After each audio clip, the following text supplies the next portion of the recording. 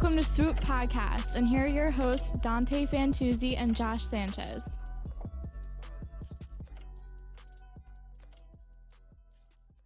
Hey everybody, and welcome back to another edition of the Swoop Podcast. We're your guest for the night, Dante Fantuzzi, and I'm here with my partner, Josh Sanchez. And as we normally do when it's football season, after every week of the NFL and all the games that are played and all the excitement, we recap them. And a little rewind button. We hit the rewind button. A little right on back.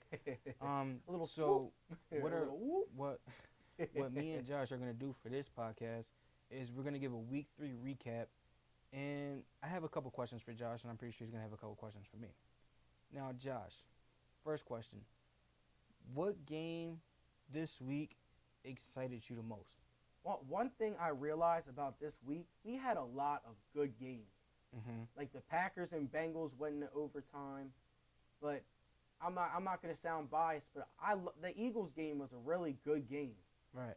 It took a 61-yard field goal For us to win that game. Longest kick in Eagles history. The longest kick in NFL history, 62 yards. And I believe it was 61, and wasn't it by? And isn't it was by? I thought it was by Matt Prater from Denver. I know he kicked like a 60-something. I don't know the longest field goal, but isn't that the longest field goal ever made by a rookie kicker? Something like that. But it's just unbelievable how the string of events that happened, because the Giants' offense was finally starting to click in that fourth quarter. And as Giants fans, I'm sorry I'm getting a little bit off of topic, my fault. Man, you must feel disgusted at your coach. It took your coach 2.5, almost 3 games to realize, hey, our offensive line isn't good. We need to chip the ends with a tight end and running back. It took your coach 2.5 games to realize. Hold on. I have to disagree. I'm not going to say they chipped the ends with their running backs and tight ends, but Eli Manning showed a little bit of his inner Tom Brady, getting rid of the ball within the snap of a finger, within the blink of an eye. We finished the game with 0 sacks. We couldn't get to Eli Manning because Eli Manning got the ball out of his hand, I would say, in about 1.2 seconds. Yeah, he was moving the ball quick. And again, it came to our corners. We weren't pressing them. That's the only problem I see with our defense. Mm-hmm. Our corners, we slack off a lot. But anyway, the game that stroked me the most, I'm going to say that stroked me the most, my bad. I said, again, I'm going with the Eagles game. 61-yard field goal to end the game. And another game that stood out, but I think I'm going to let you hit on this, was Tom Brady's amazing touchdown drive against my fault, real quick. Going into the week, the Houston Texans were 14-point underdogs. Yeah. They come in, rookie Deshaun Watson, like I said in our previous podcast ago, I said he's going to have a big week 3 game against the Patriots. This is his money game that he's going to prove to the NFL that he could, and to the Texans that he's their franchise quarterback. Mm-hmm. He did not do anything wrong in that loss, besides the 1 interception. That defense lost the game due to Tom Brady's excellence, and that was another great game. So I'm going to ask you the same question. What game stood out to you? The game that stood out to me the most was that Thursday night game with the Rams and the Niners, for the simple fact that we don't normally catch these type of games on Thursday nights.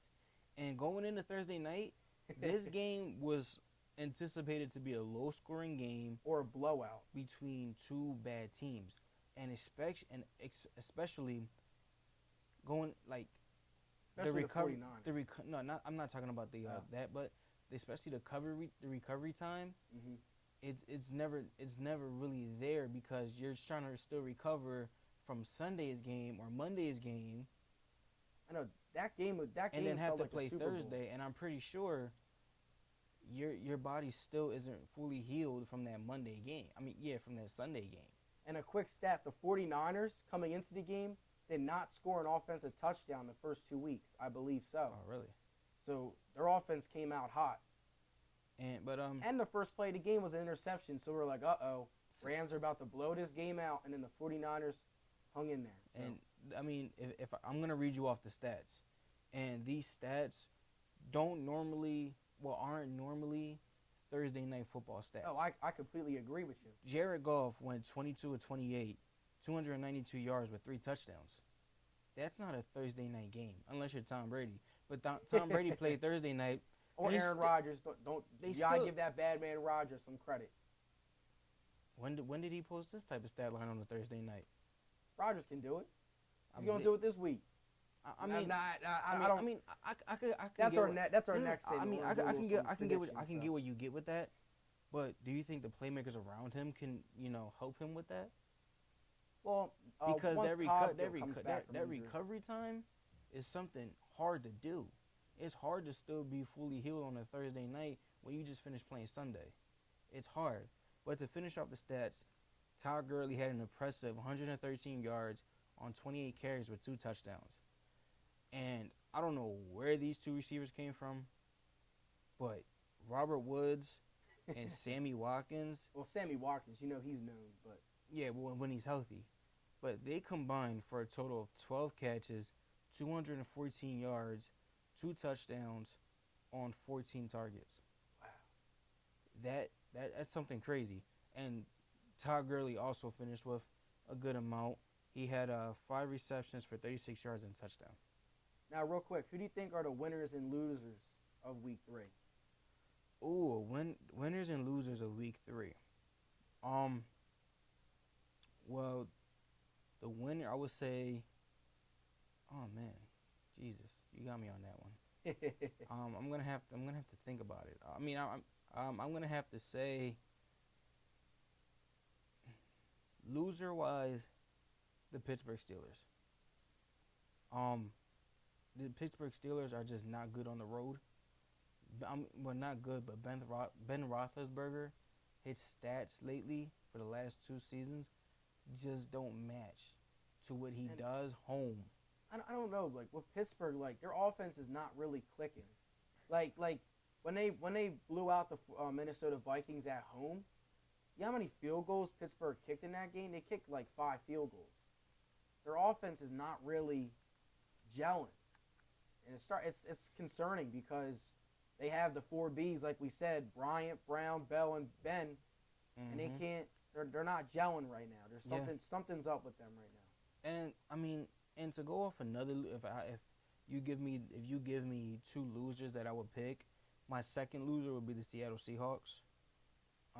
They just look they don't look horrible, but that just looks like a team that if you were to tell me 2 years ago, 3 years ago they made the 3 years ago they were in the Super Bowl, I wouldn't believe it. Because right now they're looking like a team that is just being put together now. We're just not seeing the same Seattle Seahawks team we've seen in recent years. I can add to the winner side though. I think the biggest winner of this week was the Washington Redskins.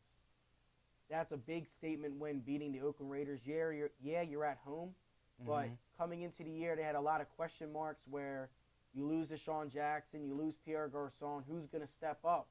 And Kirk Cousins had a great game. 27-10. That's to me, it's only 17 points, but to me, that's a beatdown. And I just think Washington made the biggest statement in Week 3 with that victory. Now, I'm going to have to go on the opposite end of you. A team that I really thought are the winners for this week are the Minnesota Vikings. Sam Bradford lives for the second week straight.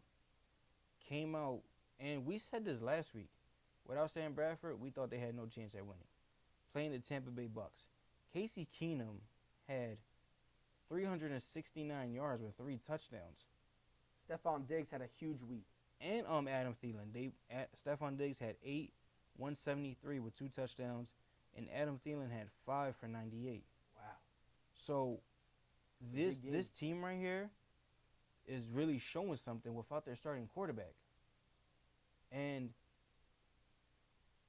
to do something like that to a Tampa Bay Bucks team that was highly anticipated to do something this season, and to put up those type of numbers, and especially for Casey Keenum's case, is amazing.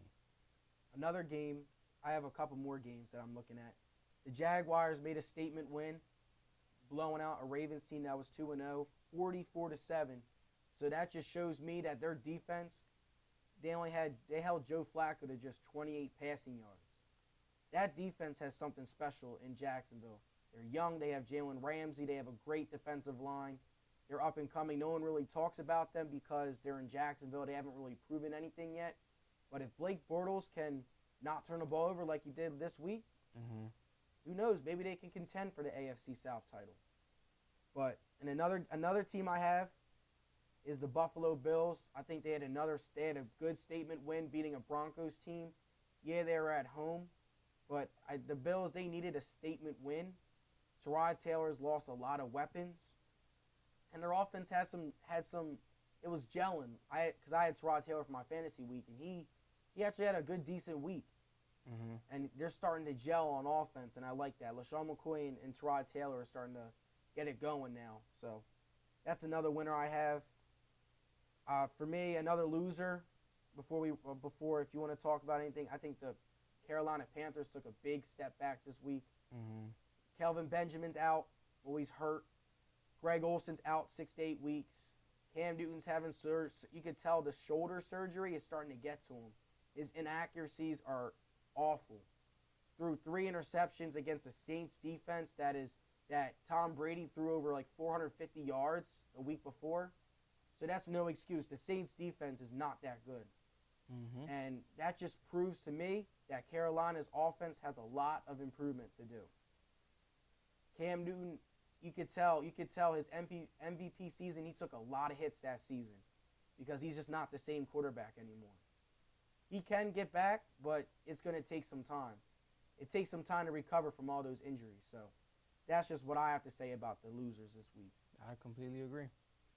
Anything else you want to talk about, or are you ready to Let's wrap this bad boy up. Let's wrap this bad boy up. All right, again, feel free to comment below on how you think, who are your biggest winners and losers in Week 3.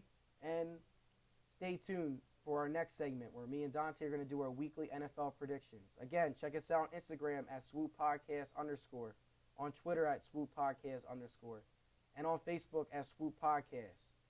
And again, check us out on our website. See, we got a lot of social media. We got it going at www.swooppodcast.com.